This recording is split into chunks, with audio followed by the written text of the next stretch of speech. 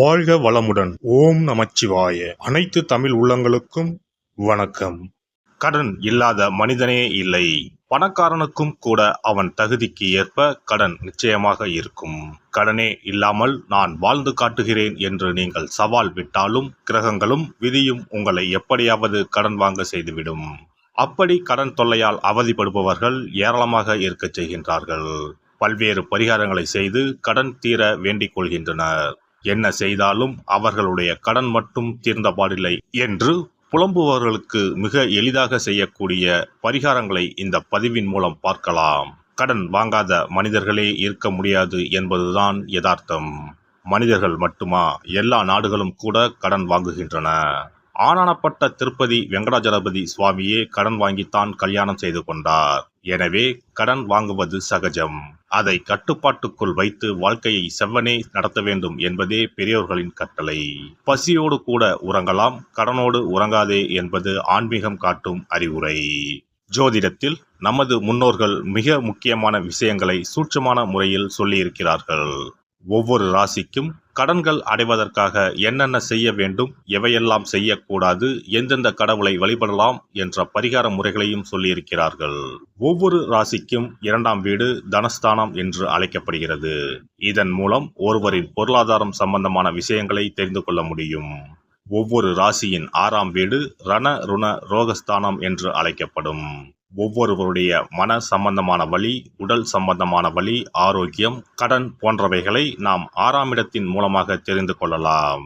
ஒருவருடைய ஜாதகத்தில் 6ஆம் இடத்தில் லக்னத்திற்கு 6ஆம் இடத்தில் எந்த கிரகம் இருந்தால் எந்த மாதிரியான பலன்கள் ஏற்படும் என்பதை பற்றி பார்க்கலாம். 6ஆம் இடத்தில் சூரியன் இருந்தால் வெப்பம் சம்பந்தமான விஷயங்கள், வெப்ப நோய் சம்பந்தமான விஷயங்களும், அரசு சார்ந்த கடன்களும் இருக்கலாம். சந்திரன் இருந்தால் நீர் சம்பந்தமான பிரச்சனைகளும், சீக்கிரமே அடையக்கூடிய கடனும் இருக்கலாம். செவ்வாய் இருந்தால் ரத்தம் சம்பந்தமான பிரச்சனைகளும், பூமி சம்பந்தமான கடனும் இருக்கலாம். இவர்களுக்கு மருத்துவ செலவுகள் அடிக்கடி ஏற்படும். புதன் இருந்தால் நரம்பு சம்பந்தமான பிரச்சனைகளும், பணம் சம்பந்தமான பிரச்சனைகளும் இருக்கலாம். குரு இருந்தால் வயிறு சம்பந்தமான பிரச்சனைகளும், தெய்வ கடன் சம்பந்தமான விஷயங்களும் இருக்கலாம். சுக்கிரன் இருந்தால் மறைவிடங்களில் பிரச்சனைகளும், கொடுக்கல் வாங்கலில் சில சிரமங்களும் இருக்கலாம். சனி இருந்தால் முழங்கால், முழங்கை, இடுப்பு சம்பந்தமான இடங்களில் பிரச்சனைகளும், பூமி சம்பந்தமான இடங்களில் பிரச்சனைகளும் இருக்கலாம். ராகு இருந்தால் முகம் சம்பந்தமான பிரச்சனைகளும், பூர்வீக வழியில் சொத்துக்கள் பிரச்சனைகளும் இருக்கலாம். கேது இருந்தால் ஞாபக மறதி சம்பந்தமான விஷயங்களில் சிறிது இரக்கங்களும், கையிருப்பு சம்பந்தமான பிரச்சனைகளும் ஏற்படும். இனி உங்கள் ராசிக்கான கடன் தொல்லை நீக்கும் வழிபாடுகள் என்ன, ஆன்மீகம் காட்டும் பரிகாரங்கள் என்னென்ன, செல்ல வேண்டிய ஸ்தலம் என்ன என்பதனை பற்றி காண்போம். உங்கள் வாழ்வில் கடன் அடைந்து வளமும் நலமும் செல்வ செழிப்பும் பெற்று வாழ்வில் உயரிய நிலையை அடைய எல்லாம் வல்ல எம்பெருமானை வேண்டி விரும்பி கேட்டுக்கொள்கிறேன். மேசராசி.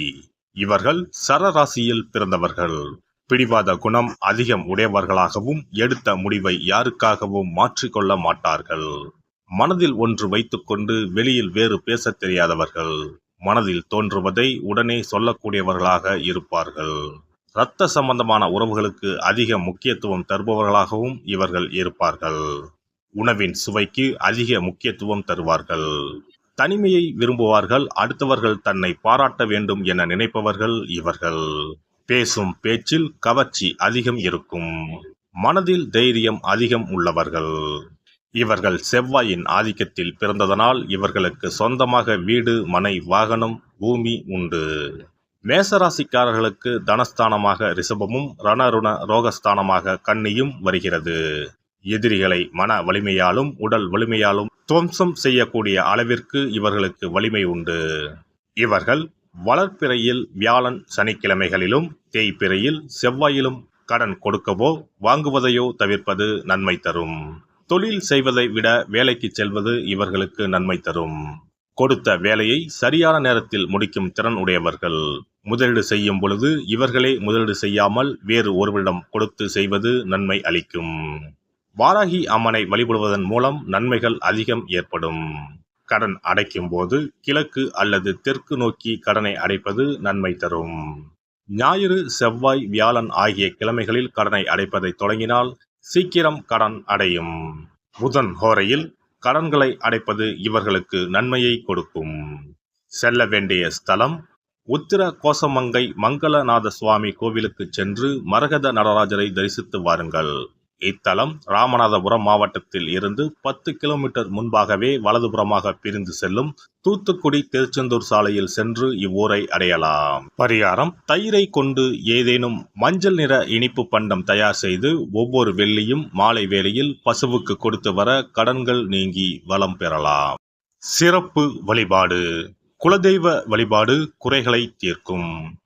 முந்தைய வினைகளின் காரணமாக உண்டான கடன் தொல்லைகளிலிருந்து மீள குலதெய்வ வழிபாடு உங்களுக்கு துணை செய்யும்.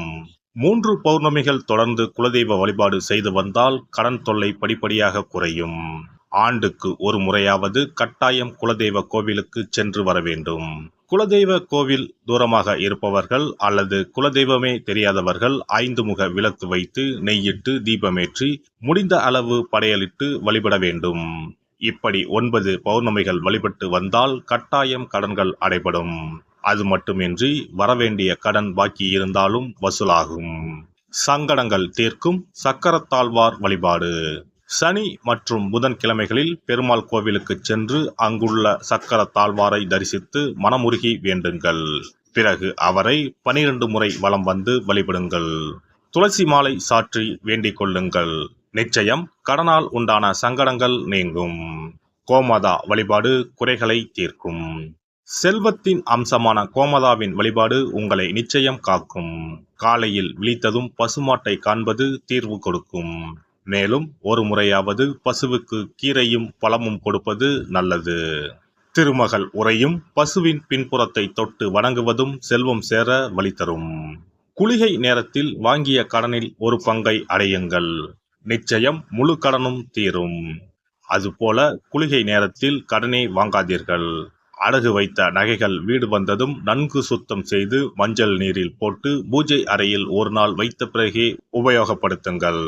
வீட்டை எப்போதும் சுத்தமாகவும் தெய்வ கடாட்சமாகவும் வைத்துக் கொள்ளுங்கள். திருமகள் தங்கும்படி உங்கள் சுற்றமும் செயலும் இருக்கும்படி பார்த்து கொள்ளுங்கள். கடன் தீரும் வரை பூஜை அறையில் மஞ்சள் பொடியால் அக்ஷயம் என்று எழுதி வாருங்கள். தோரண கணபதியை அன்றாடம் விளக்கேற்றி வழிபடுங்கள். சதுர்த்தி நாட்களில் நைவேத்தியம் சமர்ப்பித்து வழிபடுங்கள். நிச்சயம் கடன் தீரும். ருண விமோசன பைரவர் வழிபாடு கட்டாயமாக உங்களின் எல்லா கடன்களையும் தீர்க்க உதவும். அதுபோல பிரதோஷ வழிபாடு நிச்சயம் எத்தனை பெரிய கடன்களையும் படிப்படியாக தீர்க்க உதவும். அதுபோல பஞ்சமி தினத்தில் அம்பிகையை எண்ணி விளக்கேற்றி வழிபட்டால் கடன் பிரச்சனைகள் தீரும். வெண்கலம் அல்லது பித்தளை விளக்கு வாங்கி வசதியில்லாத சிவாலயத்துக்கு தானம் கொடுக்கலாம். செவ்வாய் பகவானின் திருவருள் இருந்தால் கடன் இல்லாத வாழ்க்கை அமையும். விரய செலவுகள் குறையும். எனவே செவ்வாய் தோறும் செவ்வாயின் அதிபதியான முருகப்பெருமானை வணங்கி வேண்டலாம். சஷ்டி கவசம் பாடி சஷ்டி விரதம் இருப்பதும் கடன் சுமைகளை அறவே ஒழித்துவிடும். எல்லாம் வல்ல இறையருளால் நீங்களும் உங்கள் அன்பு குடும்பமும் உடல் நலம், நீலாயுள், நிறை செல்வம், உயர் புகழ், மெய்ஞானம் ஓங்கி வாழ்க வளமுடன். இந்த வீடியோ பதிவு உங்களுக்கு பிடித்திருந்தால் லைக் பண்ணுங்க, கமெண்ட் பண்ணுங்க, ஷேர் பண்ணுங்க. மறக்காம சப்ஸ்கிரைப் பண்ணுங்க. பக்கத்துல இருக்கிற பெல் பட்டனை கிளிக் பண்ணுங்க. நன்றி, வணக்கம். ஓம் நமச்சிவாய. சிவாய நம.